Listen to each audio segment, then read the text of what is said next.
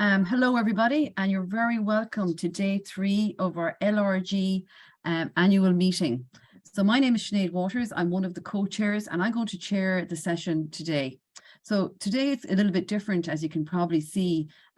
We actually come in via Zoom. So this gives everybody an opportunity over the meeting today, over the 2-hour meeting instead of 3 hours, to get involved in our discussions. So today, for the moment, please stay on mute and keep your camera off. And during the meeting, if you need to or you want to make a comment, please raise your hand and we will call on you then to make the comment, and we'll do it in order. So really today we're looking forward. We had really stimulating 2 days over the meeting, covering areas, invited talks, looking at methane metrics, looking at big data. We also had very interesting talks from our partner organizations, also from the big corporations covering beef, dairy, and the farmers' perspective. So we've taken notes over the 2 days, and there's been lots of very good discussion and comments throughout that process. But today we're looking forward. We're going to call our network leads to tell us some of their plans for the coming year. And we're going to use this information, hopefully, to build on our business plan within the LRG. So without further ado, I'm going to share a screen with you here in terms of looking at some of the take-home messages. So hopefully everybody can see that now. So this is just a summary that myself and my fellow co-chairs, John and Richard, came up with as some of the take-home messages from the 2 days. So we started off with a really stimulating presentation from Andy Reisinger, looking at methane metrics. And really the take-home message here from this was, be careful about your choice of metric. We simply cannot take GWP star as being our answer over GWP 100. So you really need to know what you're asking within the question. We also looked at livestock systems where we know that they're complex and that they underpin the livelihoods of the world's poorest. So we need to be very careful about applying blanket solutions and global regulation. And this team has come up time and time again, looking at different countries coming up with plans and targets without considering other countries. And that's particularly true, and it's another point later on, in terms of exporting meat and milk products to countries that can produce them less efficiently. So a global approach needs to be taken at all times. Also, we looked at supply chains and looking how complex they were in terms of being transboundary. So we need to be very careful about countries, again, trying to go it alone. And this is a particularly important message for our policymakers and politicians, because really making targets for one country really has effects on other countries. The solutions, we also need to consider land, water, and people. And this was really came from our Maori friend, giving us an insight on her farming in her community. And really that solutions need to come from holistic and systems approach. In tackling livestock greenhouse gases, we need to be aware of obvious productivity lifting interventions, feed quality, animal health, and how these can be used more effectively. And what are the incentives for uptake? And this comes up again and again with, if we do have a technology that does work or an intervention, how is that going to be implemented? And how is the policy going to influence the uptake? Also, what we've learned over the 2 days is that collaboration is key. And this meeting in terms of collaboration globally is very important. Sharing ideas, sharing the use of data, for example, and we learned that from our invited talk yesterday from Richard Tiffins. And technology is allowing us to do so much, and how to collate all that technology and all that data is critically important, and now more than ever. We are also not starting from scratch. We need to start adapting previous approaches. So basically what we need to do is we don't need to start from scratch. We do have some mechanisms in place, some templates in place, and we need to adopt those so that they're extendable and flexible to allow everyone to get involved. We also need support for our team effort. And the GRA is a very good example. We saw from from Scenaro yesterday and others talking about in Latin America and in Africa, where expertise is not good in one country, that they can share that expertise in other countries, learning from each other, and the GRA is a facilitator in that situation. We'd love to learn more today from everybody in the audience on how we can help in the LRG and the GRA overall to bring about that team effort. We also need less competition in research and more coordination. There's limited resources and funding out there. So the way it's going to be more effective is by working together in a coordinated fashion rather than duplication. And that was a really good point made by Tim Robinson yesterday from the FAO. And we see it throughout, even in the research side, right through to application. We also need to get the private sector involved in terms of resources, and they need to play a stronger role. And I think they will be willing to play a stronger role in carrying out our activities. We learned also about language barriers. So it's important that papers and communication is published in all major languages. And we learned we had some very, very interesting and stimulating presentations from our LRG network leads, and they have been fantastic. And we learned that they are healthy and growing. I pay particular credit to Nick, who is just new in his role of leading and coordinating the Animal Health Network, and himself and Seda, and they're doing a great job.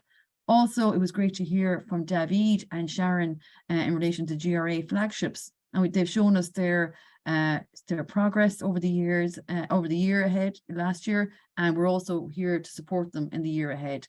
This is really welcome.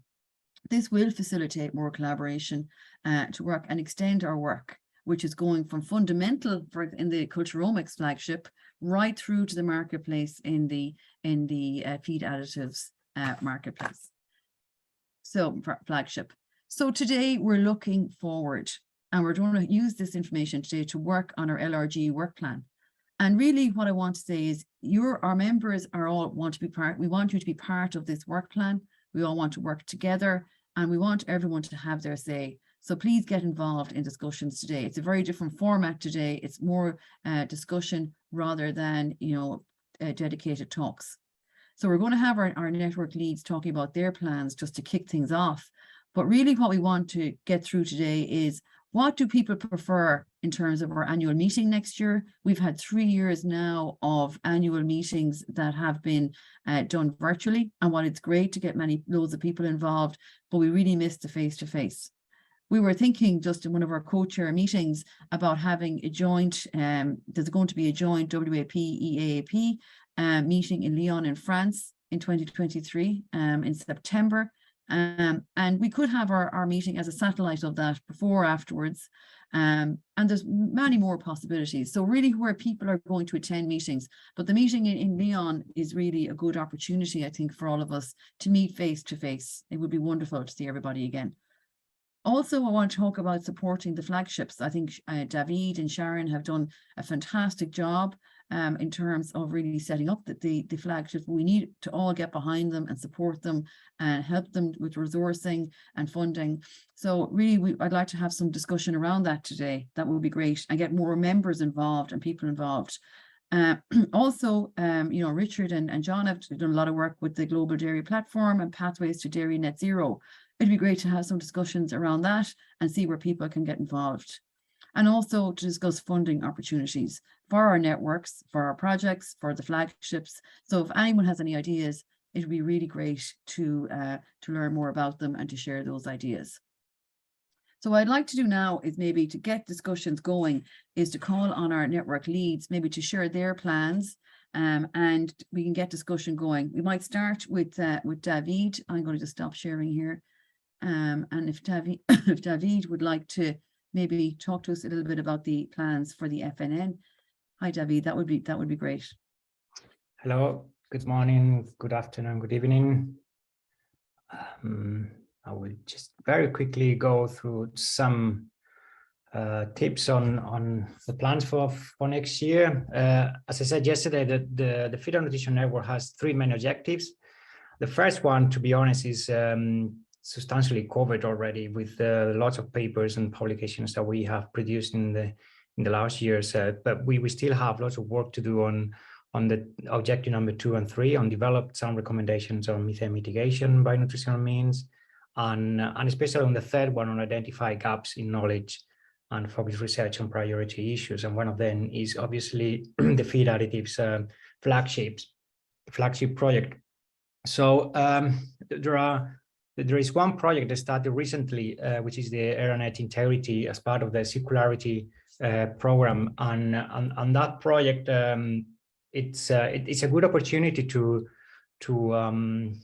boost the activity in the feed and nutrition network, because it involves many countries from 3 continents, and also brings other aspects that we were discussing yesterday that are important to bring into the activity of the Livestock Research Group, as such as digital techniques and other issues that we haven't covered so much. So one of the plans we have is to have a strong link with this project and have updates on the progress of this project.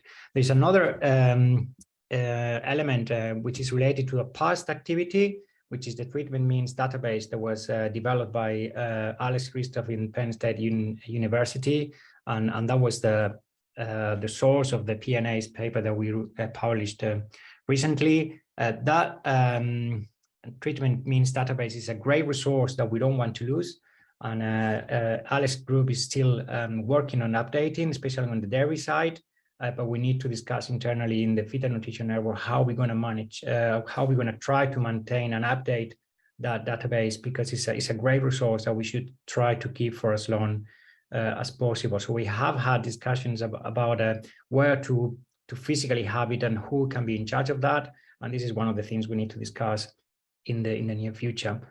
Of course, the flagship project on feed additives is going to be one of the main activities in the feed and nutrition network. We know that it's not a network project; it's a GRA project. So the aim is to involve and to interact with colleagues from other groups, and we have 2 years to do that. We're going to hold regular meetings. As I said yesterday, we have had lots of people interested. They have already joined the discussions, and we're going to have meetings already next week. And the idea is also to establish links with other projects that can provide resources, such as Real Livestock project, but also we have also the potential to incorporate more PhD students and postgrads from funding from Ireland, Denmark, and other countries. So obviously the flagship project is going to be a great opportunity to keep the network alive. And of course, I'm very happy to hear from many other ideas. We plan to organize 1 or 2 webinars in the next year, and in that webinar, the idea is to show progress on the activities of these projects and activities, so we can make people aware on how we are advancing on the different projects, but also invite people from other projects related to the feed and nutrition network with interesting topics that can complement our expertise. And one of the objectives as well of these webinars is to try to attract the participation from people from other countries. We already cover a large number of countries in the network, but we still have a big gap in Africa in our network. As you can see on the right-hand side of the slide, is the map representing all the countries from the GRA, and on the left, the countries represented in our network. So we need to put more effort in trying to attract the participation and make it more attractive for colleagues from Africa. So yeah, with that said, that's pretty much our plans, and of course, very happy to discuss other possibilities. Thank you, David. We just might have a chat around some of the things you mentioned there. The database at Penn State, have you plans for that, or have you any ideas, and do you need any assistance in terms of moving it to, to great people have greater access, or keep compiling the database?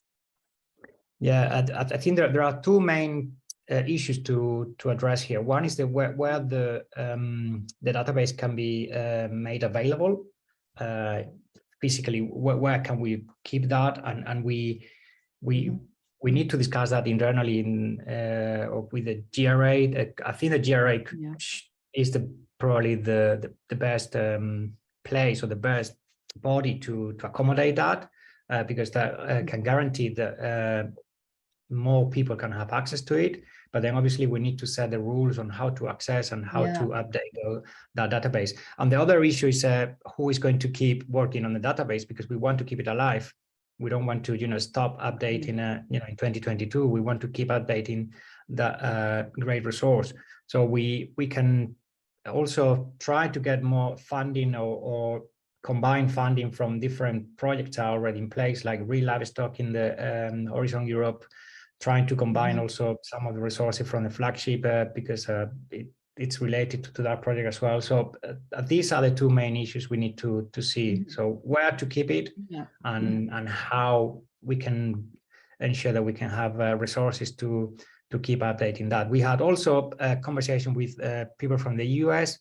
They're happy to maintain or to host the database, but they're more interested in the dairy sector, and at the moment the database is broader. So I think we should keep that sense of having a broad covering of the different systems. Yeah, I think it'd be important to try and keep the database growing, because now more than ever, countries are actually measuring methane and measuring intake, more than ever with, funded projects, green feed, with chambers, etc. So it'd be a shame not to keep it going. But I guess I can totally understand in relation to who supports it, who monitors the whole access. So that's a big thing we need to probably discuss during the year, or if we can support you in that, David. I think it'd be important. And we might learn actually from Tony with the Dataman, database as well. That he may have some insight into the similar, how you monitor a similar database and giving access, and the utilization of that data. I have a question here from John. Does David have any ideas on how to attract African participation in the FNN and LRG more broadly? So we saw, I think it in the map. Yeah, that's a very good question. I think we need to try to, in the first place, try to make direct contact with people that can potentially be interested, people that we know from GRA and other conferences, but also I think organize the webinars in a way that either they can present work themselves, or we can organize topics that are attractive to countries from Africa, and of course just trying to make it attractive enough to bring them in on board. So this is clearly we have. I think we've done well in bringing people from Latin America and South Asia in the last month. And the next step is just trying to do the same and work on in another continent to make the network wider. Yeah, I think it's important just to make sure we have a global approach and capture data from Africa, and maybe do something like we had for that call on circularity, and where we brought in Latin American countries, but to bring in some African countries, I think would be useful. Okay, if there's any more questions for David, if you want to raise your hand, or we can give you a chance to talk. Everyone's very quiet. Okay, well, thank you, David. We might come back to more discussions, and it's really excellent. Thank you. I think there is a question from Roger Haggerty raised his hand. Okay. Sorry, I can't see the whole lot here. I can only see a few. Roger, do you want to turn on your camera and your turn my camera on? Yeah. Okay. Sorry, I was typing in chat. Hi, and Roger. I'm a slow typer. David, just one thought. Appreciate the focus on additives, but as a general rule, additives first impact will be as sort of first world solutions. And, I appreciate we're a research group, but we are a nutrition research group. And I just wonder if coming years, rather than, dare I say, finding first world solutions, whether maybe we need to build a global team on just nutritional management, admittedly largely about intensity, but increasingly you hear about regenerative ag and all this sort of thing. The idea of nutritional systems that are going to deliver to a whole lot of sustainability goals, things like forage tree foragers or tree legumes that are going to provide out of season protein and energy, and so kick the whole system along, as well as possible methane impact. So if you like, more a lower income developing country sort of today technology sort of stuff that uses what they have and works out how to put it in a production system that kicks goals in a range of things: production, health, maintaining soil cover, a whole range of those sort of things. So, I don't think it's just another Tannins type project, like research in the lab, but just raising the idea that additives are something you can grab hold of, but they're not going to be the answer for a lot of the less developed world. And maybe we need to get our heads together on how we can support a ground up sort of approach to managing livestock systems. I see your point. And that's probably enough. I've probably said enough.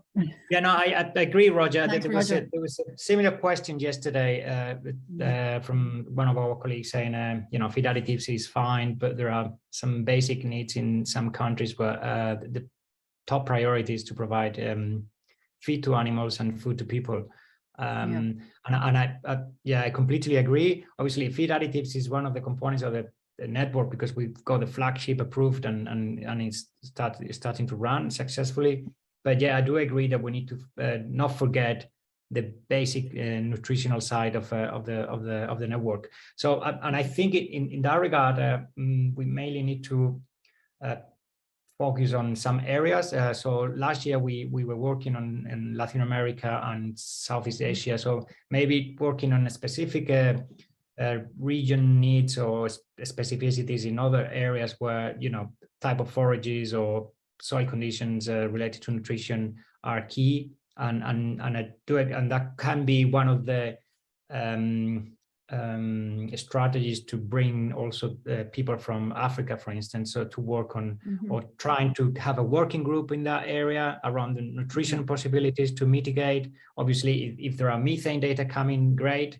But if we have just purely nutrition and feeding and nutrition data and work, then that's probably enough to start with. So yeah, I do agree, and yeah, one of the commitments not to make sure that we don't go fancy only on the feed additives and forget the other stuff. Yeah. That's an excellent comment, Roger, and excellent point. And I think while we're waiting for feed additives to become available and cheaper, I think we do need to work with countries where we can actually, maximize, the nutritional value of feed with lower emissions. But I think, David, you've done a great job with the work in Latin America, and I think with the new integrity project as well, where that's based on kind of feeding and crops and being, having local derived crops as your protein source. I think that will help us a lot. And we have a very good scope within that project going from Europe to Latin America and other countries. That's totally based on feed and not feed additives. So those kind of projects would help us. But I agree totally. Maybe a working group in Africa could be very useful. Okay, any more questions? I'm just trying to scan here.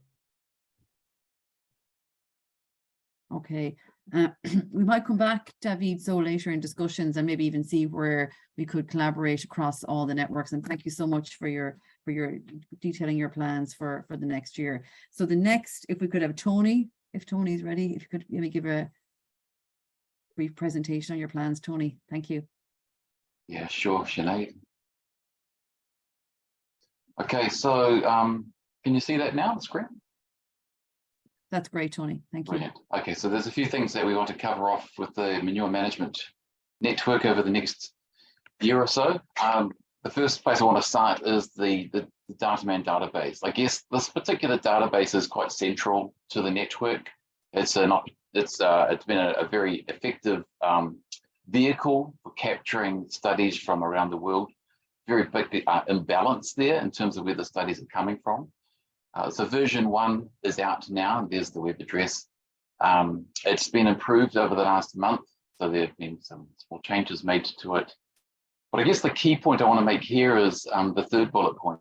So if if you guys, researchers out there, are planning to do work, experimental work around housing, storage, field application of manures, grazing studies, consider including a task within your program to collate that data into the templates that we have for DataMan.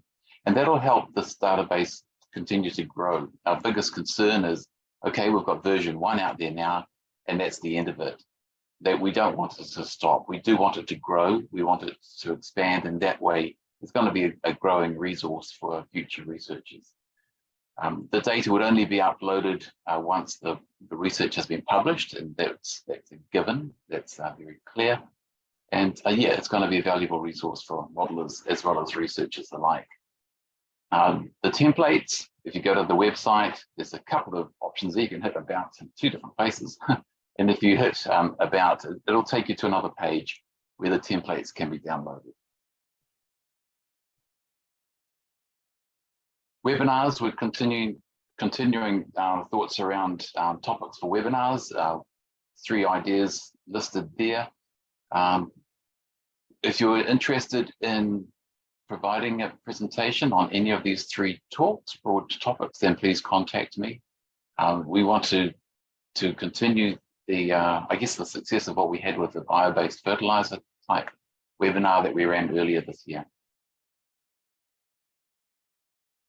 As I mentioned yesterday, for those that were listening, one of our key objectives in this network is to have consistent methodology in terms of measurements for measurements of emissions from housing and storage of manures and land application. I guess this particular network, it covers a very broad range of the livestock system. If you think about the IPCC guidelines, we're touching on 2 of the chapters. We're covering the manure management of chapter 10, as well as all of the soil-based emissions in chapter 11. So there's a lot of science there. There's a lot of methodology to be considered. So one of the things we want to touch on this year is updating the experimental protocols for housing and storage emissions. Now, one of the network members is Melinda Husana from INRAE in France. She and Thomas Eglin did put together this wonderful guideline about 7 or 8 years ago. Melinda has offered to do a revision, to lead a revision of this. If you're interested in assisting Melinda in this, either contact her or me, and I can put you in touch with Melinda. Linking dietary effects and manure management. So this is an ongoing opportunity. Well, we've talked about this before. I still think it's a massive opportunity that needs to be explored. Within one of the circularity projects, the ReLive project, ReLive as in ReLive Livestock. This is the Back to the Future one led by Dublin University. We have this is all about reintegrating livestock and cropping systems. And for 2 of the work packages, AgResearch and INRAE are leading. And so that gives us an opportunity to start exploring that, to look at the dietary effects and the manure management, working with McGee Eugene and Melinda and myself and Katja. We've got a postdoc coming in to AgResearch, and she will be involved in very much around this work. It also links with what David was just talking about, the Integrity Project. There's actually plans to have a meeting between these 2 projects to look at opportunities to collaborate and share data. And I think that's valuable for this particular issue here. Identifying studies that address both diet and manure emissions. Now, Andre's been doing work in this recently. In fact, I saw a tweet last night where he presented at a workshop or conference on this very topic. There's work by Koki Maeda from Japan, in Thailand, looking at straw systems within beef cattle in northern Thailand. So those are the type of studies that we want to be able to identify that could add to the knowledge that we need around the diet as well as the manure management, bringing those 2 together. Flagship ideas, this is the last slide. So when we had our workshop at GGAA in Florida, we were discussing what possible flagship ideas could come up. And these 2 were the ones that got interest. Building on that webinar, seeing the need for developing bio-based fertilizers, particularly low-cost approaches. So that's the big challenge. The second one there is that integration of diet and manure management. So these types of ideas, I've circulated them to the network via email recently, asking for volunteers. Still looking for volunteers to lead these ideas. They do need to meet the GRA requirements for a flagship project as outlined in day one. Also open to other suggestions for flagship opportunities. That's my summary. Thanks, Sinead.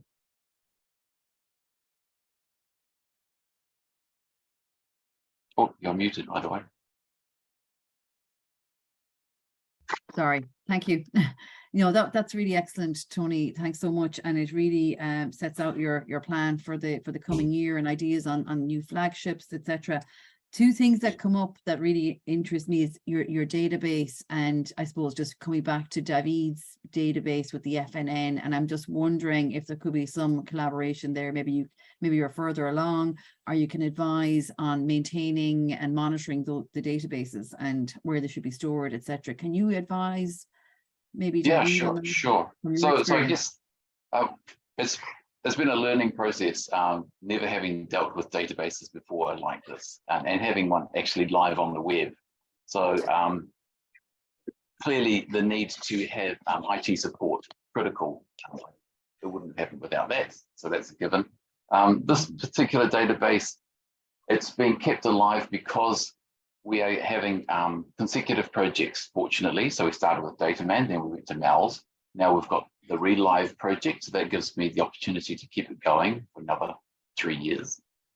But beyond that, who knows again? So the need for continuous projects or some core funding from a government or somewhere to keep the database alive, because there is a hosting cost, there is a maintenance cost associated with it, and also the potential to add features. So the current one we've got has a whole lot of filtering features. It's got some graphics that can be found down below, and there are other tools that could be added once we've got the time to explore them.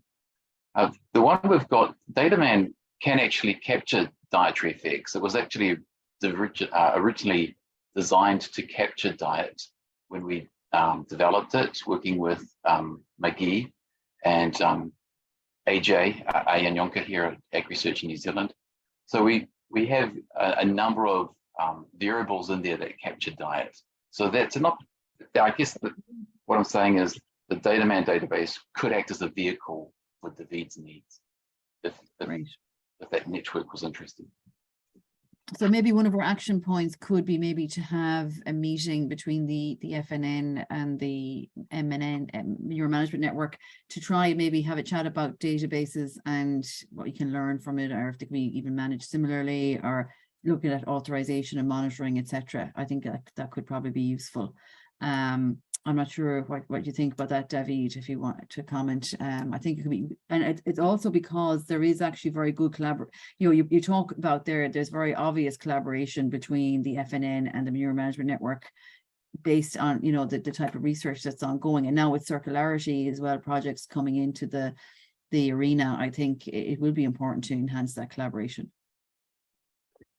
Yeah, I absolutely agree. And yeah, I think we have quite a lot of common points to share. So, so maybe, apart from being in contact, we can try to maybe organize a webinar together, like a joint webinar between the two networks. So to, have a more formal connection, not just the emails and we can include some talks about the database, the maintenance work, and how they can be linked, maybe, and then having projects on circularity funding. Obviously, there is a clear link. So I think, we need to work on that, but maybe having a joint webinar can be great idea. a good starting point.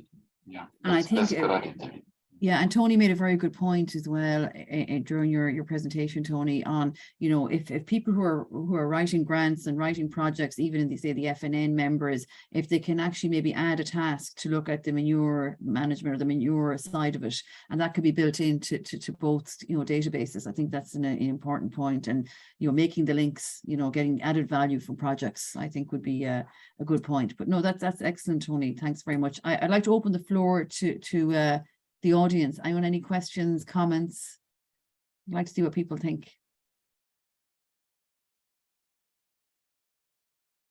If anyone wants to raise a hand, or maybe you'll think of a question and come back to us. Thank you, Tony, so much. Okay, so maybe Suzanne now might give us an update on her plans for the coming year. Thank you, Suzanne.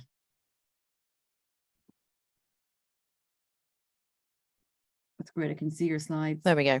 Okay, can you hear me? Great. Yeah, perfect. Thank you, Suzanne. Yep. So I think a little bit more of the same from us in terms of the meetings that we have, the workshops where we really discuss methods and really ways of measuring the traits that we're interested in breeding, because we want to measure many thousands of animals to get the power that we need for genetic selection. Getting together and sharing protocols and sharing ways to measure data, using international recording organizations like ICAR to really pin down what we're going to measure so that data can be combined is really important. We had a really successful meeting this year at the World Congress.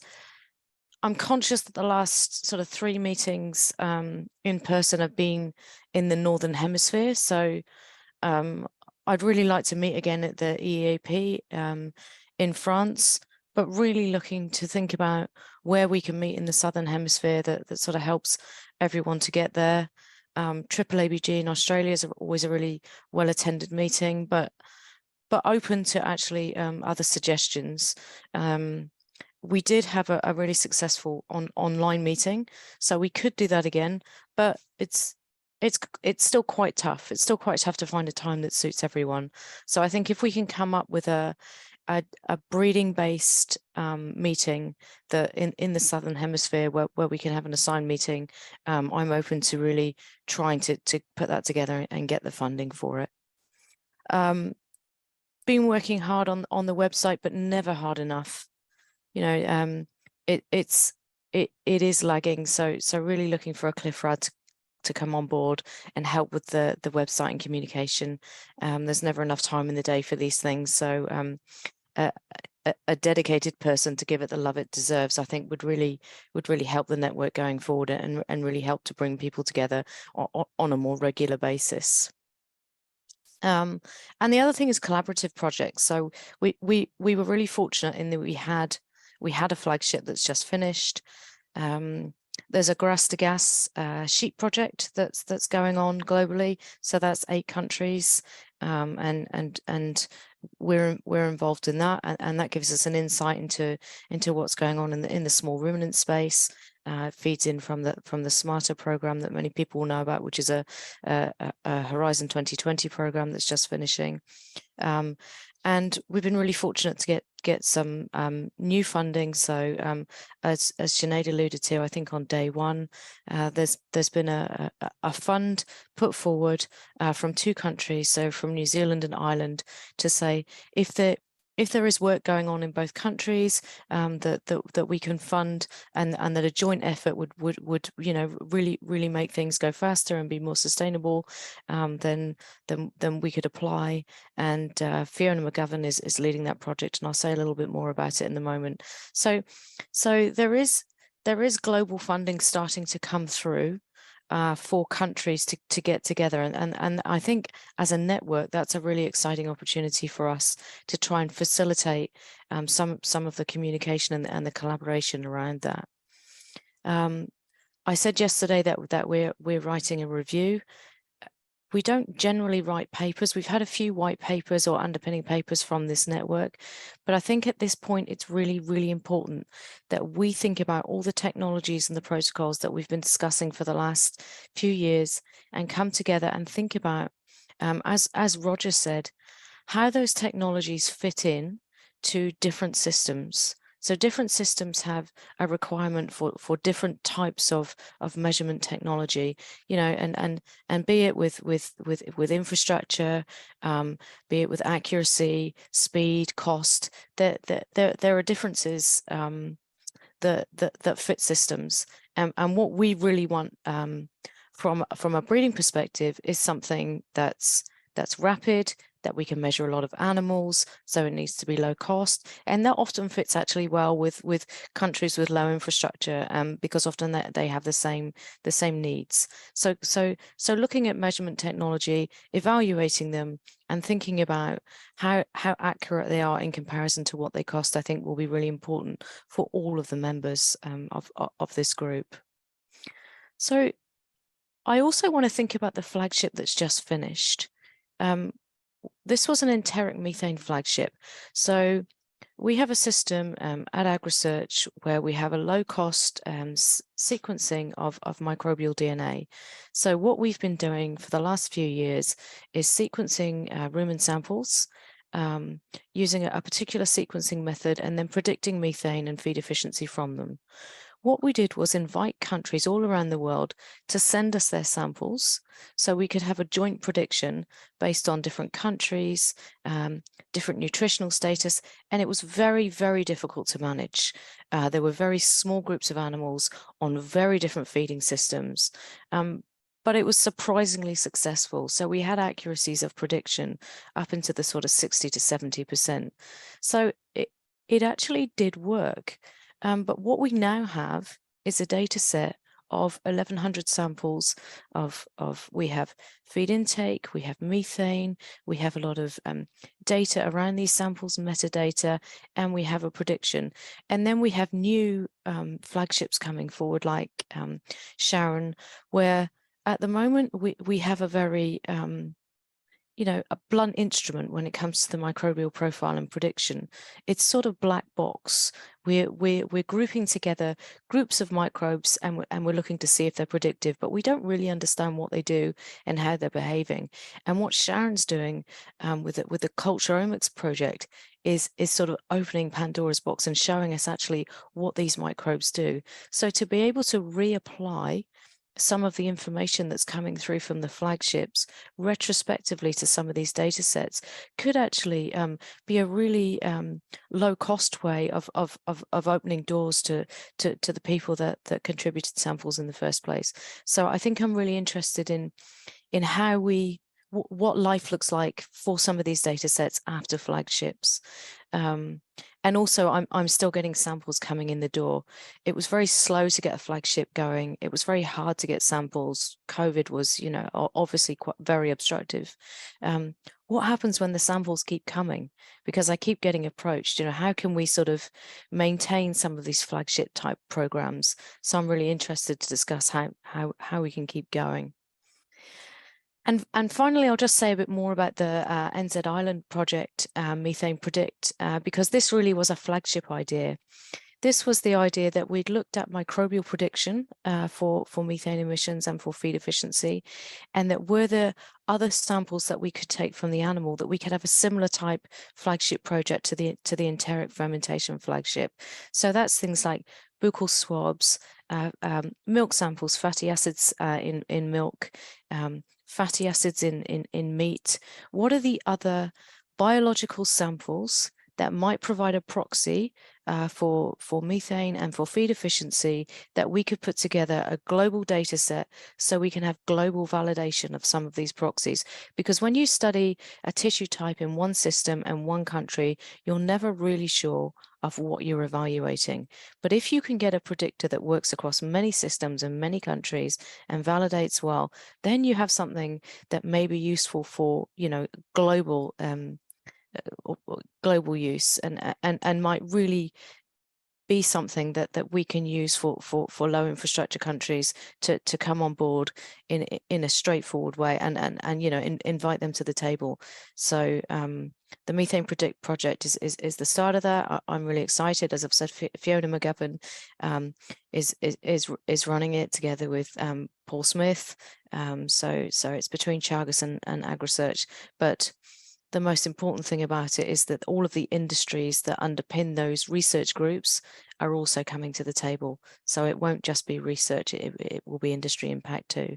So I'm sure we'll report on it in future meetings. So that's it from me, really, just to say that I'm looking for someone for the annual meeting that isn't Northern Hemisphere. I'm looking for a Cliff grad.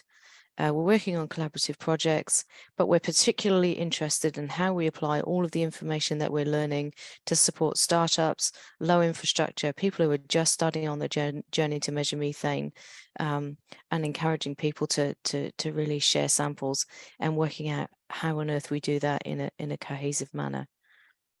So that's me, Sinead. That's great. Thank you, Suzanne. That's wonderful. So I see now we probably have agreement that Leon would be a great idea in terms of Yes. a meeting, because I think it would work for a lot of the groups, because there a lot are going, and so I can get everyone's opinion on that toward the end of the meeting. But I think it would present a good opportunity. But also, now that you have you know, really good data collected and samples coming in for your enteric fermentation flagship, it would be a pity to end all that, you know. And I think similar to David, now when more countries are measuring methane due to funded projects and I suppose the urgency of the issues we're all talking about, you know, there is a good opportunity to collect even more. So maybe within that Methane Predict project, we can certainly keep collecting them in Ireland and New Zealand, I think. And maybe that becomes a hub for it. Absolutely. Yep.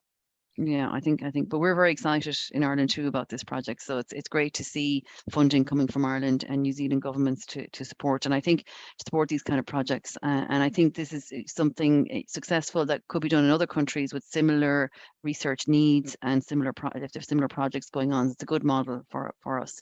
Any questions for Suzanne? You want to raise a hand or anything? So Suzanne, you also see collaboration. I'm just interested in collaboration between networks with the RMG, and I think that would be interesting with Sharon, and we can get her view later when she speaks. But I think what you say in terms of the Culturomics flagship as well, that this would open new avenues. Yeah, I think we don't spend enough time, you know. I mean, I'm sure I have data that I should have already provided to David for his database. I know that I can get information from Sharon that would really enlighten some of the work that we've done. So putting together something that, you know, that means that we spend some time on that, I think would be really important and really valuable. Yeah, that's a great point. And I think we do need to start looking back and looking at our data sets and our research that we've done and see if we can add value to those is important. I think an important point from all the networks, and how we can use it across, like the FNN and the manure management, but also probably this network and the RMG could also have similar collaboration. Okay, if there's no more questions, we might come back to some of those points later, Suzanne. But thank you so much for your plan and your overview of what you plan to do in the next year. And we might move on next to Sharon. We're just on with you there, Sharon, in the RMG. You might just give us an update. Yes, no problem.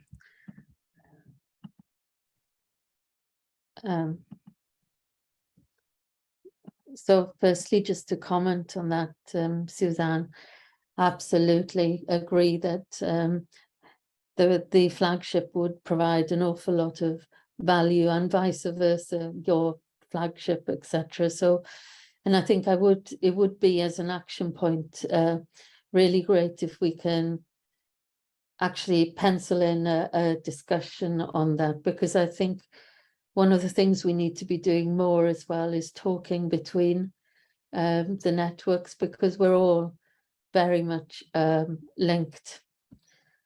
Anyway, my couple of slides are really quite brief, but I did say yesterday, for those of you who were on the call yesterday, we do have a workshop coming up as part of the INRAE Rowett Gut Microbiology meeting in June next year in Aberdeen. Now that may be a joint meeting. We're under discussion at the minute, not with the other networks, but with someone else that has come forward. But at this point in time, I'm absolutely open to ideas, volunteers, anyone really who wants to lend a hand. At the minute, the thinking is that we will likely have a very small number of presentations, and then the last 2 hours, maybe of a 4-hour session, would be specifically on the flagship and how to really kickstart that. So that's the thinking at the minute, but it's really, really open, and anybody who wants to be involved can be. I think it's fair to say, like Suzanne was saying, you know, the network works, but the network could work better. I think I have to say that, because likewise here, you know, we tend to run our workshops off meetings which are in Europe, and I'm very conscious about not having these workshops at present in the global south, and that is a problem that we do need to really address, because Europe is not accessible for everyone. But I do think that one way around some of that is the webinars. Now, we have not as a network conducted any webinars as yet, but of course, you know, I think we all prefer to meet face to face, but webinars open up that, you know, potential that everybody across the world can be tuning in, if you like. And if they were across different networks in the LRG, that would be wonderful as well, I think, because, you know, we're not silos. We're part of a big grand plan, I guess, to eventually solve the methane issue. No pressure at all on us there, I guess. Social media. So our social media presence was absolutely fantastic. And that wasn't because of me. That was due to a volunteer from University College Dublin who really did take it forward. And now it's stagnating. So again, you know, I'm really asking for volunteers to keep that going, to be posting, you know, the most up-to-date publications and transformative pieces of work in the area. So we have a number of projects now. I showed them all yesterday. There's quite a few projects there. Again, you know, the new projects that have come through, they are EU-based projects, and in the main, they are the global north as opposed to the global south, which is an issue, and it's an issue that's come forward when we sent the RMG survey out as part of our FAO report as well. It's that ability, I guess, to obtain funding, to enable networking and enable participation in some of those projects. But the flagship is absolutely not that. The flagship, I think, I see that as a global piece where there are absolutely no barriers at all. So that project, in a way, that project will be transformative, and the more people who get involved, the better. So I guess there are no major barriers going forward for the network, but one is obviously time, and I will be putting a call out for a deputy chair or even 2 deputy chairs very soon, because I'm very conscious, you know, next year will be my 10th year of running the network, and whilst it works, I know that it can work better, and it needs a little bit of new blood perhaps to put some time and thinking into it as well. So I have not at present sorted through how we might do that, but I would like it to be quite an open process, really, that whoever is interested can step forward. And maybe that's a discussion point after I finish the last slide. you know, one of the reasons why I'm really looking for those co-chairs now and a little bit more help is because if the stars align, as I hope that they do, this flagship will really be taking off in the next couple of months. And it's a huge project. It's not a small undertaking by any means. So my time and effort are really going to be concentrating on this flagship to make sure that it really delivers on the expectancy, because this project is really, as I say, it's really going to transform where we are in terms of rumen microbiology, and it needs that time and dedication to take it forward properly. And I think that is me in a nutshell, Sinead.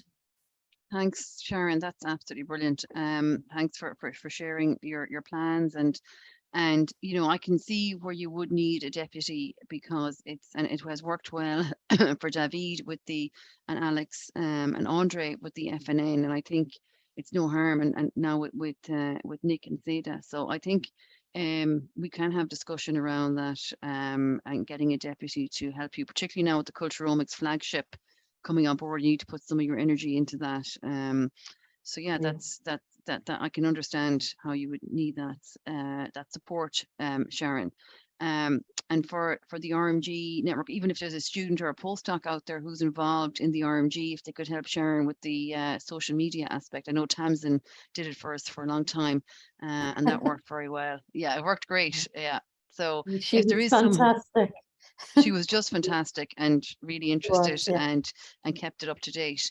And it's a great way as well for a student or a postdoc to keep on top of the literature and get to know everybody. So it's a real bonus, get to know everyone in the network and all the researchers involved. So I would recommend it. Oh, a question here from John. Thanks, Sinead. You're doing a great job moderating and some great presentations on the way. I just spotted a question that came in the chat from Bernard Kimoro, and it's something that's we've been thinking about as we go through these presentations. And he can't speak directly. Yeah, and he says, thanks for a wonderful exposition, but you know, how do we increase the geographical reach to look at truly global issues? And I just wanted to jump in at this point, because I know we've got one more presentation from Nick. Yes. But if I could encourage our colleagues from Africa and the Middle East to think about where they might come in at the end of these presentations and talk about the appropriateness of the research and the applicability to them. I see we've got Bernard, we've got Sega, we've got Sergey, we got Dr. Cisse, we have colleagues from the CGIAR and Reforum. So just wanted to jump in at this point and say, if you guys could have a think about what you might come in at the end, your comments from parts of the world that really we would benefit from having you on board, that would be great. Thank you. Thanks, Sinead. Thanks, John. And that is a really important point. That's what I wanted to get to after the network lead. So if our colleagues and friends from those areas could have a think about how we can, as John said, have global reach, how we can be relevant, and how we can have projects within your region, and get involved in flagships, etc. That would be great. And that's relevant for you too, Sharon, and for David, for the two flagships, you know. Yeah, if I can come in, if that's okay on that. Sure, perfect.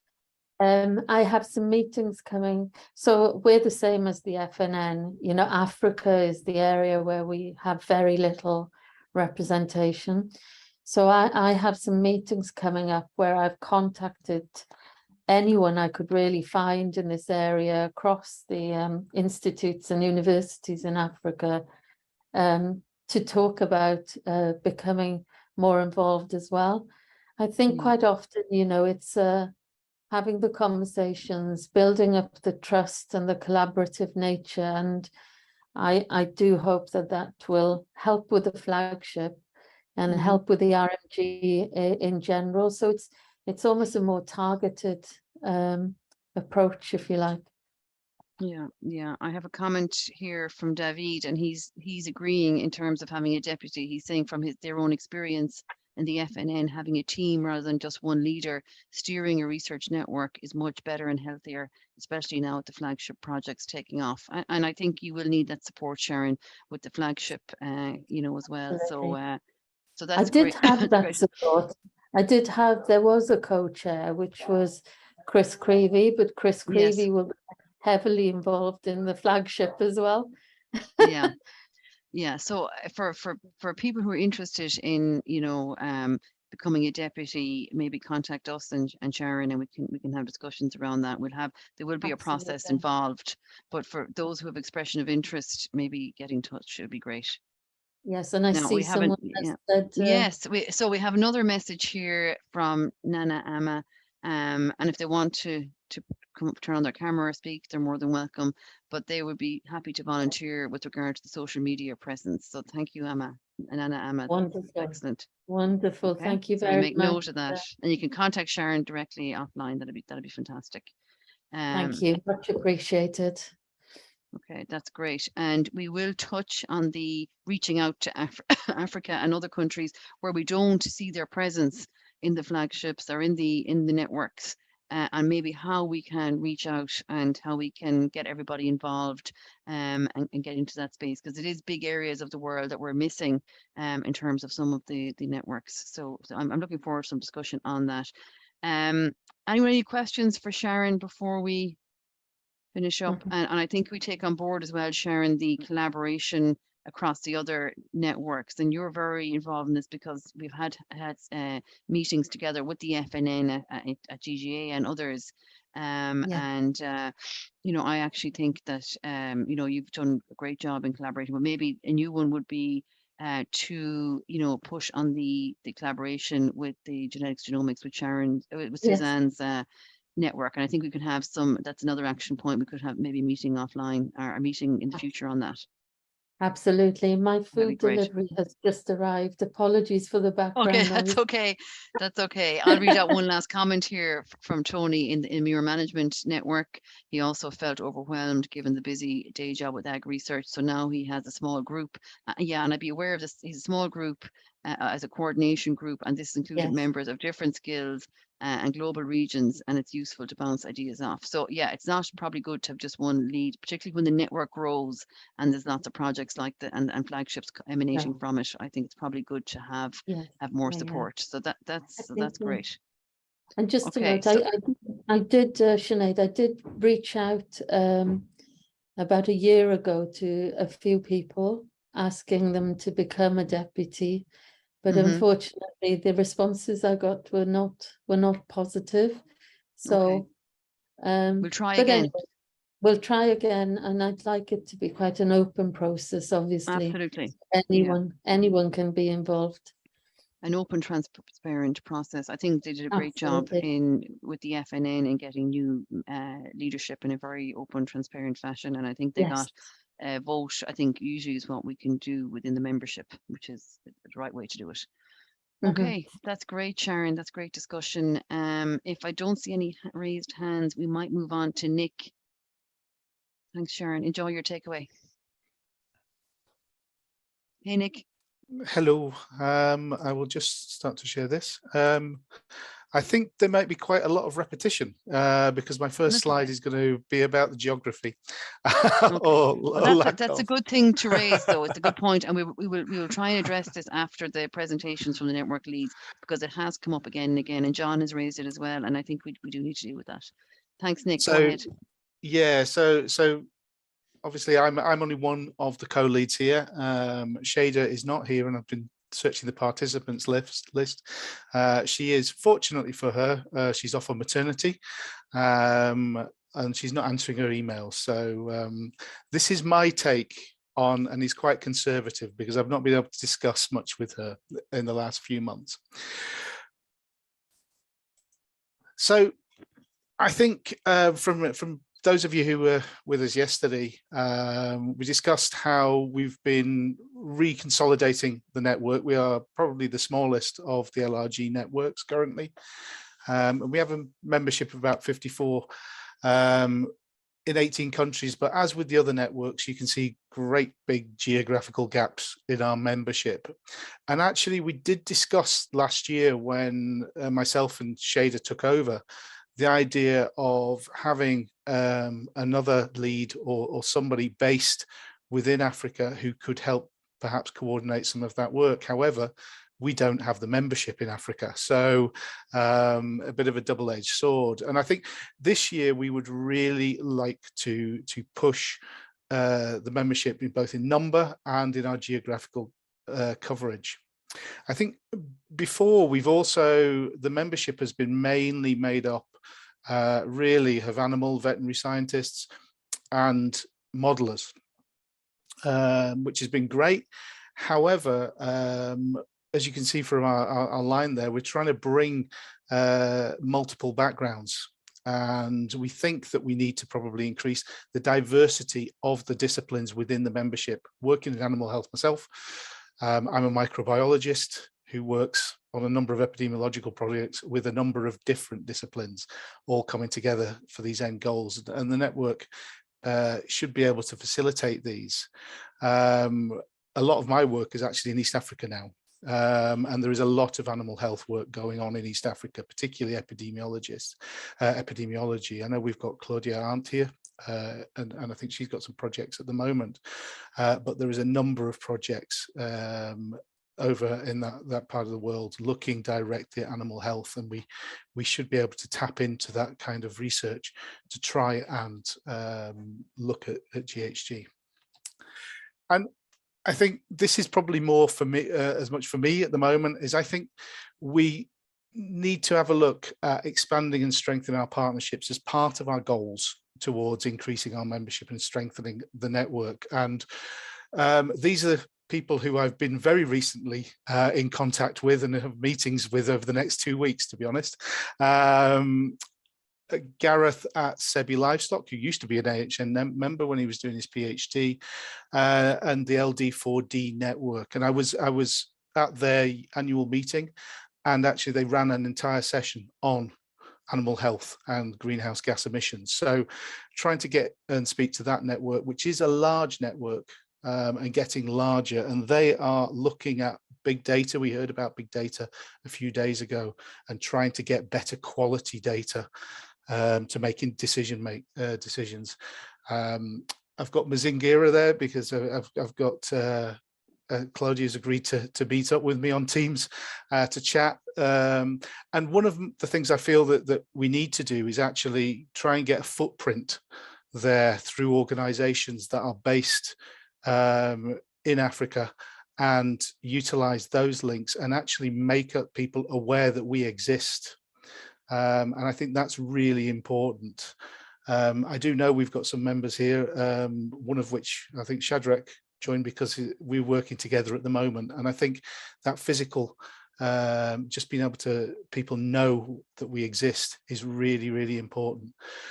Also trying to get a bit closer with some of the other projects, the GRA flagship project, AMIFA, looking at the economics, and animal health is going to feed directly into the economics of mitigation about greenhouse gas emissions, and we're meeting with those with Klaus next week.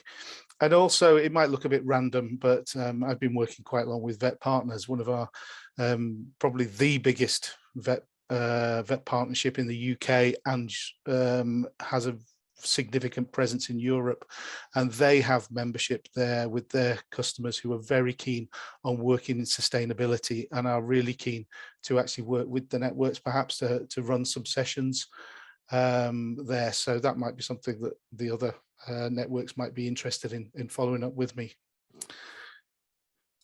The big plans is really, we know funding and we know networks and we know events, and funding for that is hard to get, and cost is one of those networks through Europe, and we were planning on putting it this year. We didn't make it for a number of reasons, partially because actually we felt that in the end the plans for it, when we looked at the previous application, we looked at the feedback from that application, which included quite significant amounts of multidisciplinarity.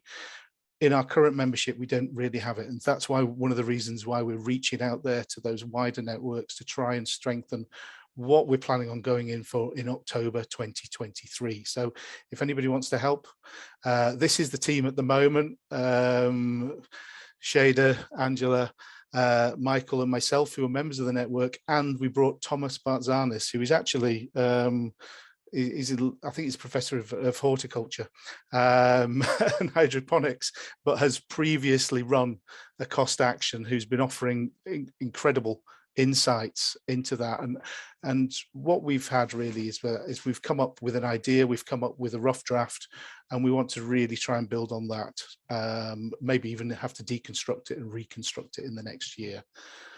And then finally, we're going to keep on. We think messaging, key messaging is important. We launched the newsletter, and we know this can fall by the wayside. So Yenny Ruiz, our Cliff Grads alumnus, is helping me put together part 2 for this. And we have had some feedback from some of our members with new papers and with some of the reports from some of the meetings, such as the one that Sinead will be speaking at in a couple of weeks' time. We'll be going into that to highlight that to us. We are also having a little bit of a literature review at the moment, to look at the actual literature on animal disease and greenhouse gas emissions. Dirk, who was the previous co-lead, was running a project looking at ranking diseases for their emissions intensity. I think really we want to look and see what is the evidence, what have we actually got out of there, and where are those data gaps. I know Yenny was a bit worried that there would be geographical gaps in that data, and I said to her, that's the point. We need to be showing people where these knowledge gaps are, and what, you know, and how we can build a network that can fill them. And then finally, the good old webinar. So one of the reasons for speaking to Gareth is because I'm trying to shoehorn him into a webinar at the back end of this year, or if he doesn't fit in, the start of next year. We did put a call out for volunteers from our network members, and we didn't receive any. So they'll be using my recommendations. But I'm hoping that we can build this into a semi-regular series. I think single webinars on their own perhaps do fall a little bit flat, and we need to sort of get things in people's calendars. And also it will bring the accessibility, will that, webinars to a much more worldwide audience than a face-to-face. That is really where we are at the moment. Thank you, Nick. That's great. So really there's 2 points here. I suppose you've done a great job now in taking over the network, and you're trying to invigorate it and grow the network essentially, and I suppose gain membership across the globe really. So are there any, how can we help you, or how can you even recover maybe some of the membership from way back, because it did kind of fall off over the years a little bit? So is there any way we can try and, I suppose, gather more members? I think, you know, I think within the other networks there possibly are people. I mean, animal health cuts across everything. Yeah, I mean, that's I mean, we discussed even whether the network was required last year, and whether it could actually be incorporated into some of the other networks. But actually, it is an incredibly hot topic at the moment. I mean, the FAO report that Shada put out there has gained a great deal of traction, and I know the number of events that are going on independent of the network. I think visibility is key for us, and I think that possibly is for some of the other networks as well, is that we can build up the visibility. That is probably the key. And I think at conferences, are there any conferences coming up, maybe animal health conferences, or could we advertise or get visibility at some of these big events? I think so. I mean, I can't name any off the top of my head. I was actually thinking even on the fertilities and even the wider ones. I mean, I tend to work a lot on cattle abortion nowadays. So that's they're the kind of conferences, and the reproduction conferences. So there is a wide, you know, it's such a wide area. I think that's possibly one of the advantages, but disadvantages of the Animal Health Network is it's such a broad church. But as I was saying, there is so much work, and I speak to epidemiologists And I'm saying, come on, net zero is the next one. You know, you're still working on, you know, you're working on zoonoses. I know it was brought up on day, I think it was Rory brought it up, but yeah, you that's know, right, on day one. about zoonoses, and I'm as bad as anybody. I mean, Shedrack here is working on Q fever, and I've been a very small part of that project. But actually, those diseases have, you know, have real economic impacts, and some of those projects are moving into the economics. So if you're moving into economics and losses. Yeah, absolutely. So it's economics and greenhouse gas emissions, two really critical, you know, Oh, absolutely. points. Yeah, and I think that we, I suppose, need to look across our own networks and see if people working in animal health can help Nick along. And then I suppose your cost action, and who are the people you're looking for to help you know, with the expertise? So I think at the moment, yeah, so at the moment, I think we are trying to keep out of UK as much as possible, I have to say. We are not the most flavour of the month in Europe, and we have been advised not tonight anyway. We have been advised that some of us should keep a lower profile once the network goes in. So actually what we struggled with that team was when we found that out, was somebody who was actually willing to pick up the ball as a proposer, as a lead proposer. On that, everyone seemed to be taking the step back and not the step forward.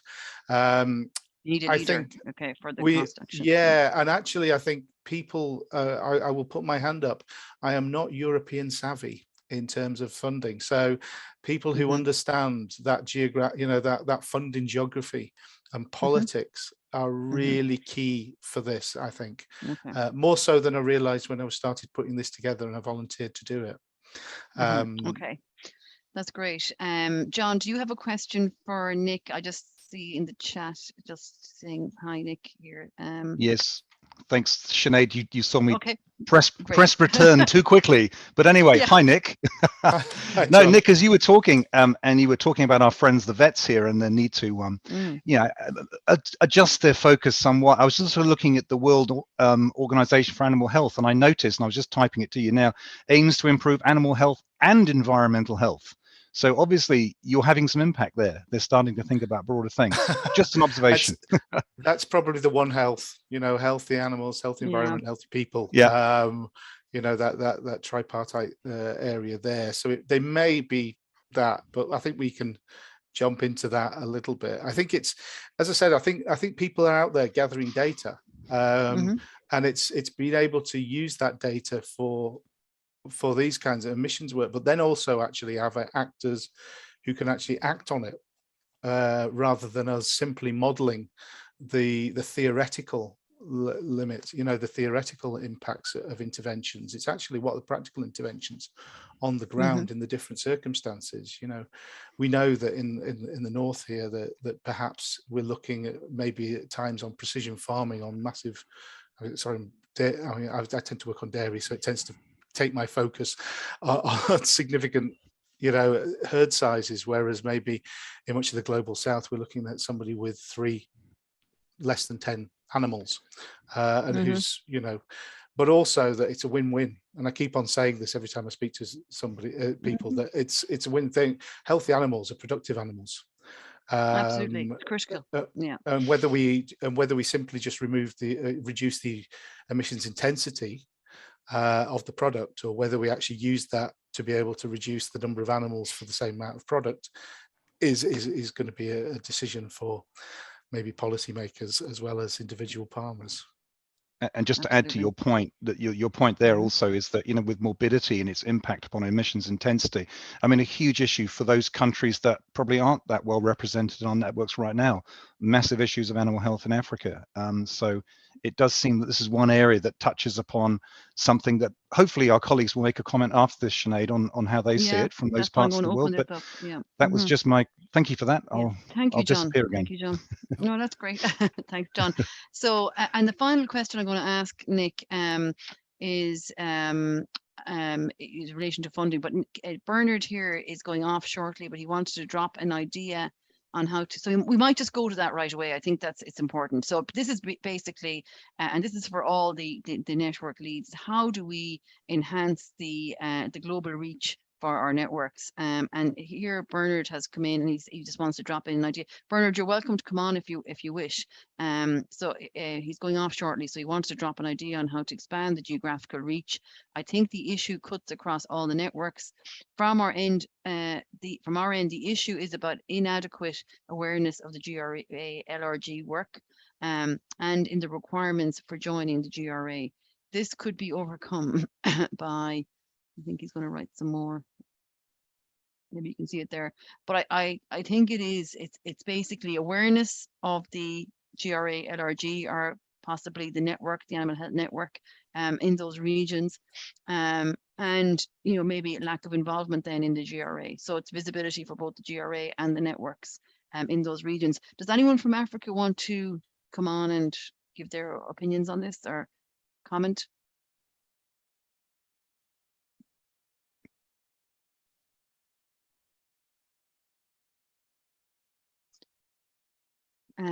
Or indeed any of the network leads want to comment on how we can. Okay, Suzanne, hi. Yeah, I think one of the issues is that everyone has a different way of having members join their network, and that changes over the years. And if there was a central place where we all now have a page on the LRG website, and that's really great. So if there was somewhere where somebody could go to the LRG website and join any of the networks, would you like to join a network? And it was a simple registration. If there was a central registration for joining networks, I think that would be much better than them sort of trying to join individual networks. I know that the way that you join our network isn't particularly good. It definitely could be improved. That's a good point, Suzanne. Yeah, absolutely. Because that would, I suppose, allow us to capture people from all regions without them having to know us, to get in contact, because usually it's through a meet at a conference or through a paper, or okay, Richard, sorry, you want to come in there? Yeah, I was just trying to link this to some comments that were made yesterday about language. There was a point that in Africa you have English and French and Portuguese in different parts of Africa. Is that a constraint, or is that an opportunity? Is it something that LRG groups or maybe the GRA more widely should be doing things either in terms of promotional material or even technical material?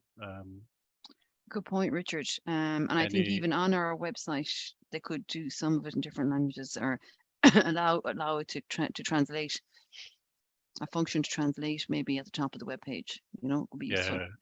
I mean, we're getting easier at kind of Google translating things, but it's still not very good with technical terminology, is it? No, and not very inviting. You have to translate it. Tony, do you want your next? Yeah, thanks, Sinead. Just a quick comment. I totally agree with what Suzanne said in terms of different methods for different players. Just my own experience with trying to grow a global database that presented opportunities to link. There's Claudia to link with Ilri, with Claudia and Sonia there, as well as Koki Maeda in Japan, the work he's doing in Southeast Asia. So it was through that large global project that I managed to make new linkages that weren't in existence before. Many more linkages required. We don't have a lot of very limited representation from Asia, Africa, and even South America. But yeah, that's just suggesting another mechanism for building those linkages. Thanks, Tony. It's very useful. Claudia, great to have you here tonight. Hi, thank you, Sinead. Hi.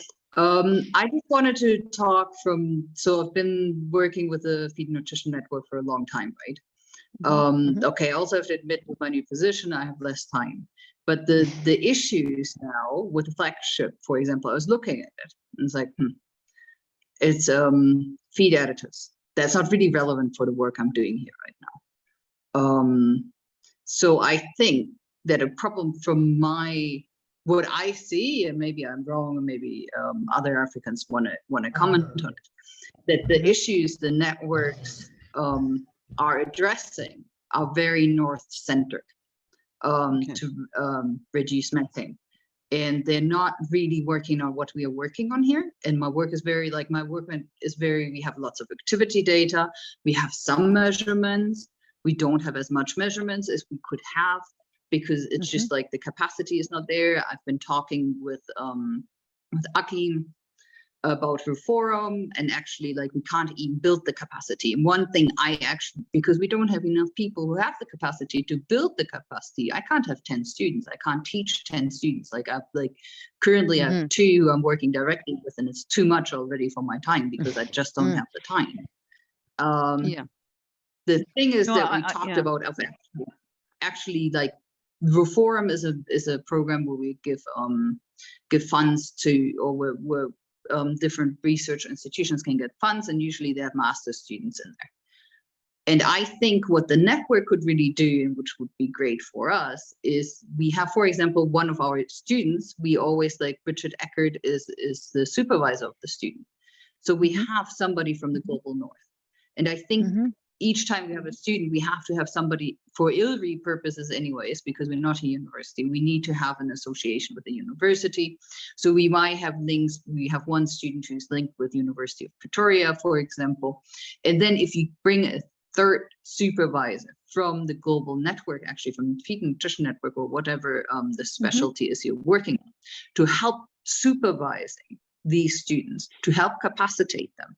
And that would not only help us, because we can't train as many people as we need to train here, and it would also raise the awareness of the Global North of what we're actually working on, because you actually get more exposure to the issues that we're dealing with and what we're working on. Because right now, my data is mostly, okay, let's work on helping countries to get to tier 2, try to make this process somehow better. But at the same time, we need to work on mitigation strategies, but the mitigation strategies that's going to be like feed preservation, maybe tenure forest plants, certainly not additives, because these farmers don't have any disposable money when they do breed their cattle. It's like how much money they have today.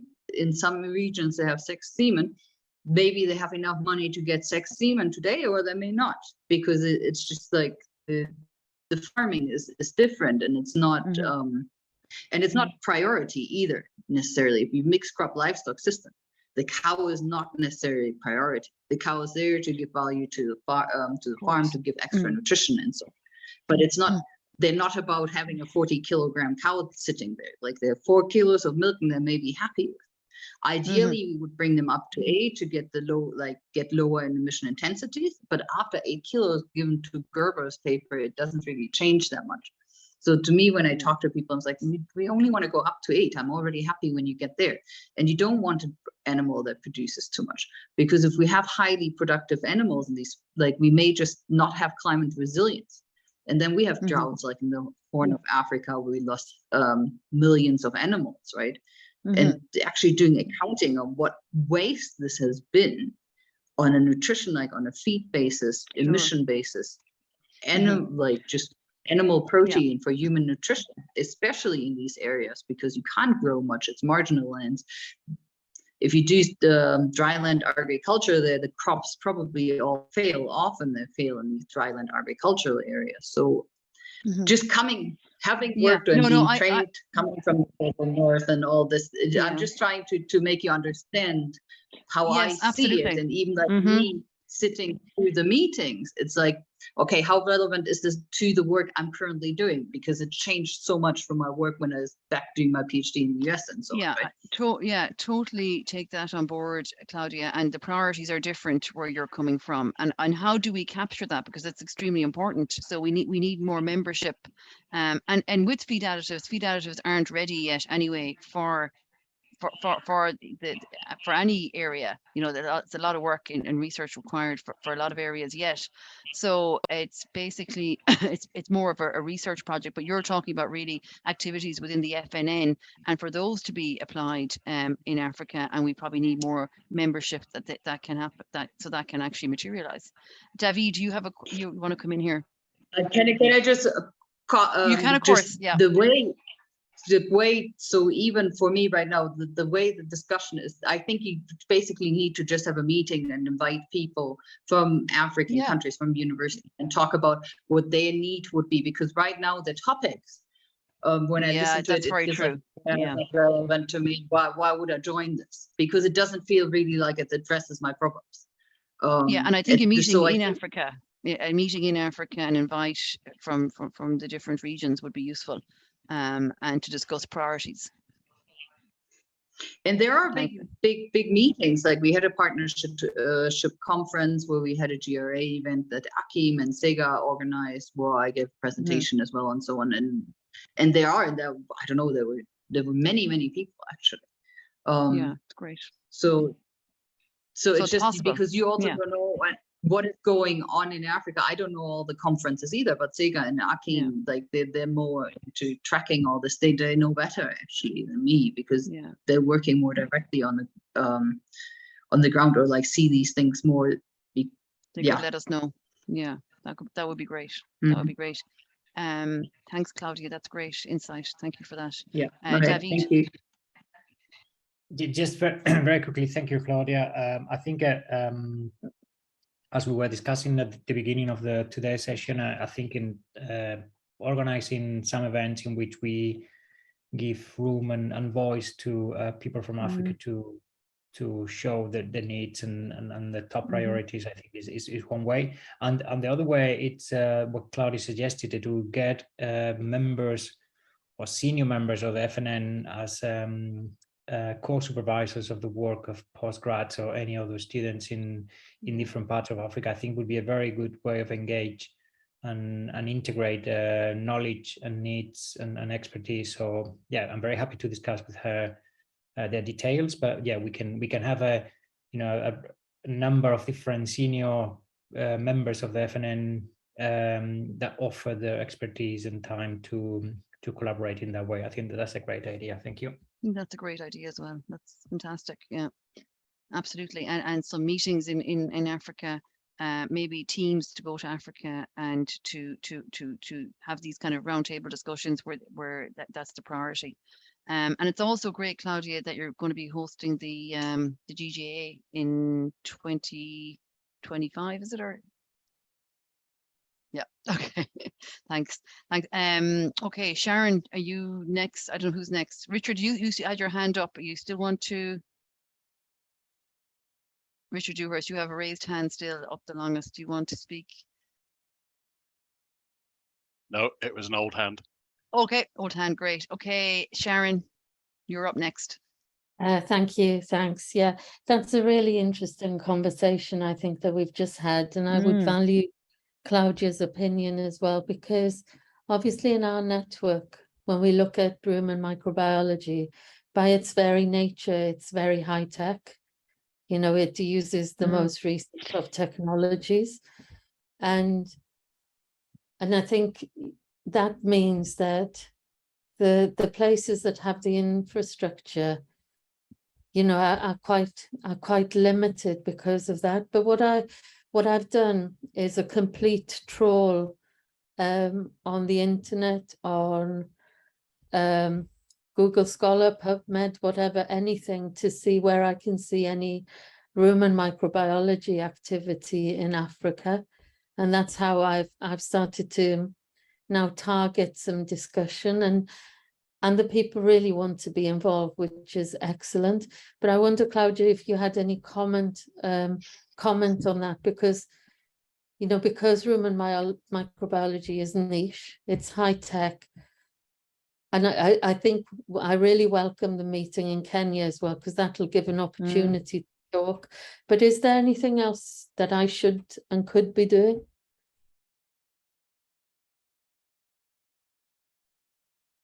Now you're making difficult questions here. Yeah. I think just the because I need -80 for the samples, right? And the right Exactly. processing. and whatnot. Exactly. Yeah, that's probably going to be limited. You also need a generator, like even where I live, which is a good like area, whatever. I had a power cut today again at some point. Last Sunday they did some maintenance. There's another power cut. So you don't just need the -80, you also need the generator. And when you Yes. need that kind of facilities, you need organizations, big organizations like ILRI, Yes. who have that kind of money. A government will not put that kind of money. Like, I don't think an African government has that much money to put into a Yes. facility like this. Even when you look at our laboratory with the chambers and everything and maintaining it, it's just so much money that goes into the facility, Yeah. because actually running something like this in Africa costs more than when you run it in Europe, because it's harder to get on the parts. You have all the import, although okay, Yes. we're not paying the import taxes, but Transport, yeah. it's like a good hotel. Actually, you may end up paying more in the global south, where a hotel which has the same standards is in the Yeah. global north sometimes, just because Yeah. it's harder to get these things there, right? Yeah. And that's kind of the wider challenges, isn't it? I guess that are Yeah. way beyond what a network can do. Yeah, absolutely. But it's a good point, Sharon. I'd like to bring Sega in now, please. We're just running out of time. And Sega, thanks for raising your hand. What would you like to say? Yeah, thanks, Sinead. Unfortunately, so do you hear me? Do you hear me? Yeah, I can hear you. Yeah, loud and clear. Yeah, Thank you. unfortunately, Claudia highlight many points that we have to take into account. So I think that, in certain regions like Africa, I think that we need, for example, to capitalize on what we do so far in this region and through the GRA. For example, we organize many meetings, technical meetings with many countries in this region, and many delegates or participants from this country are reported the needs and their priorities. And actually, I think that it can be relevant for us and for African region to have a stock take on what we do so far in terms of mitigation, in terms of investment, in terms of networking, etc. I think that it can be very relevant. Thank you. It's a very good point, Sega. So a stock take would be very useful, and then how to move forward from that. So it just probably will show us the gaps. So Adamu, you want to say something? You have a raised hand.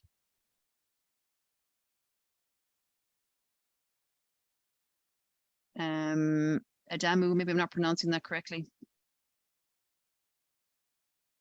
I might just get to some of the comments here in the chat.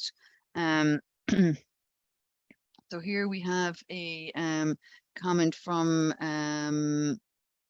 Bernard again.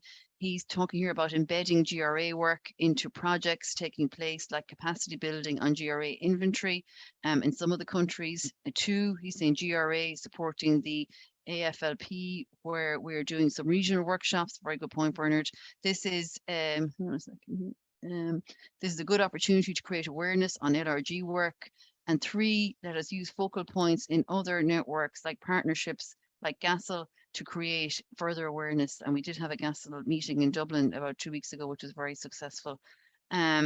So Bernard, you seem to be really involved in this, so it'd be great to get your opinions and maybe get involved in some planned meetings to discuss this further after the LRG meeting, because it definitely is an important topic. So thanks for that contribution, Bernard. Florencia Garcia saying hello, it's a pleasure to participate in this discussion. An additional suggestion is to encourage participation of researchers from those regions in roles that are well integrated into the structure of the networks. Example, a co-lead of any of the networks, and to support, it's like my thing is jumping here, hang on a sec, or to support the leaders. And this builds on the point that Sharon was making, that she wants needs a co-lead to help out, and others. So, and by encouraging these people to stimulate regional participation or holding regional meetings in the local language could help also in the language barrier. That's an excellent point, Florencia. Absolutely brilliant point. So getting people from Africa involved in leadership roles within our networks, and in our, and like Tony mentioned earlier, he has a kind of a central coordination group that he depends on, that works well for him. So somebody from African country within the kind of leadership roles within the networks would be very good. Another comment here from Shedrack Batoba, excuse my pronunciations. Thanks all for the nice discussions at the Nelson Mandela African Institution of Science and Technology based here in Tanzania. There are some PhD students working on GHS modelling. We also have some seniors who can serve the LRG purpose. Thanks. Well, it would be great if we could, it'd be excellent if we could get some contribution into the networks from Tanzania. So please get in touch with us and we would welcome that, absolutely. Thanks for that comment. So Suzanne is saying one of the main outputs of the entire flagship was to develop a protocol to take rumen samples with a preservative that works at refrigeration temperatures. We are testing this further, but happy to discuss with anybody. Budel et al. 2022, and that's a very good point. So there are actually preserving agents that where you can actually drop the rumen sample into it that will preserve it and they'll get it to the other labs so that African countries can be involved in this research. Very good point. Thanks for that, Suzanne. There's great interest in this session. There's loads of comments here. Another comment, your initiatives are very encouraging. The same dynamism is implemented in African countries. I wish you much courage. Excellent stuff. And Sharon has come back and said, I would welcome a co-lead from the Global South. So all very positive there, and really encouraging. So I'm glad we've had this conversation and it has come up time and time again and through our network updates and plans. So we do really need to get involvement from all the regions of Africa and some parts of Asia and South America as well. So we would really encourage that and help us. So if there's any other questions or comments, I think we're just bang on 9:15 here in Ireland.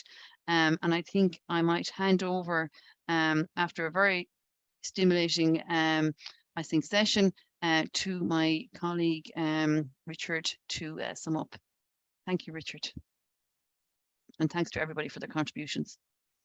Great. Yes, thanks everybody. It's been a really stimulating time. I've been sitting here writing down lots of things. You'll realise my co-chair role tonight was to try to pull things together and assemble it.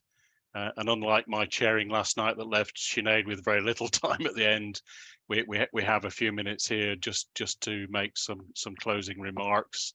I think the first thing to say is that we've talked about some things which are to do with individual networks, and we've also talked about things that are about bringing the different LRG networks together. The networks are really the engine room of the LRG, and it's great to see the ideas and enthusiasm coming from the networks. But there are a number of areas where we as the co-chairs can help the networks. I think one of the things from the plenary sessions earlier in the meeting that I think has been reinforced tonight is the fact that the emissions from livestock in low and middle income countries can be very high or are very high, but also the mitigation opportunities are very high. And that's in the conversation we've been having this evening in relation to Africa is a really important point. I think both the global dairy industry presentation and the global beef industry presentation were reinforcing that message. So it's something that we need to focus on. I think I'm not going to try to summarize everything that was said tonight, but we have we've had interesting discussions about face-to-face events, about publications, protocols, technical papers, cooperation, collaborative funding, cost applications. Involvement of the private sector is something that we will build on in our work with the Global Dairy Platform. We've had conversations about the databases and the really important databases that we have within the LRG and the need to grow them, but particularly to link them together. So those are things that in the notes from the meeting we'll be able to expand upon. I just wanted to focus on on a few things. I think it has been floated, the idea that we try to organise next year's LRG meeting in association with the World Association of Animal Production, European Association of Animal Production. So every 5 years, the World Association of Animal Production meeting moves to a different continent, and next year it will be based in Lyon in late August of 2023, and that, as the World Association of Animal Production, does seem an appropriate meeting to try to link to. So that's something that we'll explore. What I wanted to do in the last few minutes was really just focus on some of the new initiatives that have been mentioned, and then I've just highlighted some of the things that we've touched on that I think are important for low and middle income countries, and relating to that discussion we had about Africa. So in relation to new initiatives, I think one of the things that comes up that we will need to follow through on is the livestock crop interface, circularity, and that relationship between dietary manipulations and manure.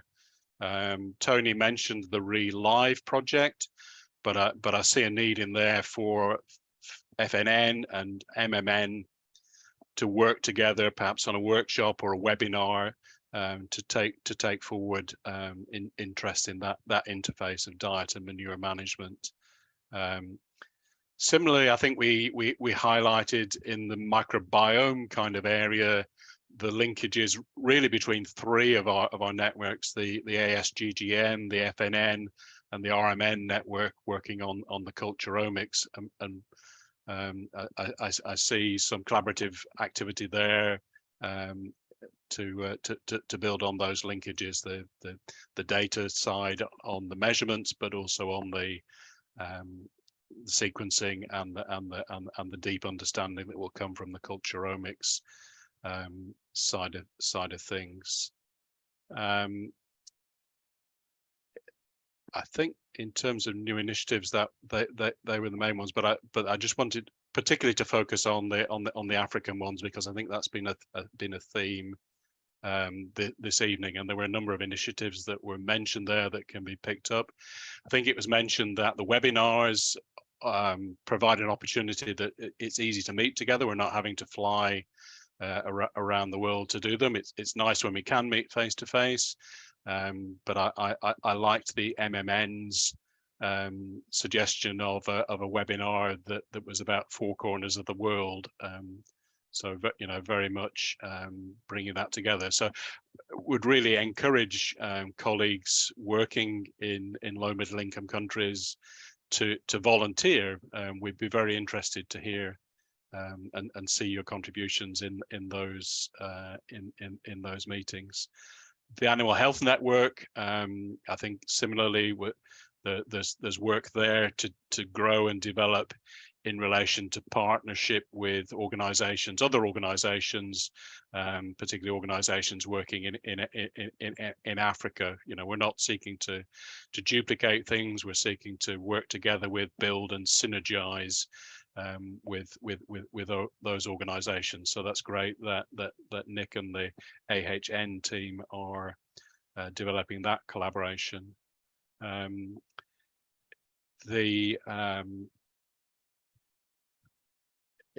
nutritional systems appropriate to low and middle income countries, I think is another area that was picked up in the FNN one, and Claudia's comments there, I think, chimed with that. I see a need for a meeting in Africa, or working group on Africa, stock take of the existing work that's going on in that area, alongside having very high emissions. My point about the mitigation opportunities being very high as well, particularly in the feed, nutrition, and animal health areas. So that those are alongside the high tech and the additives and the microbiome and things like that, we need to be turning our lens on those and cooperating with other people that are working in those areas. The suggestion about co-supervision, getting involved in supervisory teams for for students in Africa is a really good thing that we could get involved in. Suzanne mentioned about the ASGGN supporting work on measurement technologies in low middle income countries as well. That's a good initiative that we would look to grow. In terms of involvement in the machinery of the Livestock Research Group and the GRA, there are some good examples of Cliff grads contributing to the development of the networks. That's in the animal health network. That's worked well. So that's a real opportunity for early career researchers from Africa and Asia who've been involved in the Cliff grads scheme to get involved right at the heart of some of our networks. And we've also had discussion about getting a broader range of people involved in the coordination groups or co-chairing groups for the networks, and it was good to see somebody actually volunteering in the meeting live. So that was another good development. And the last thing I was going to mention in that context was the question around language, and that's something that I think we need to think a little bit more about. There was a suggestion of doing something there just to make visibility and accessibility to our information greater in some parts of Africa, for example.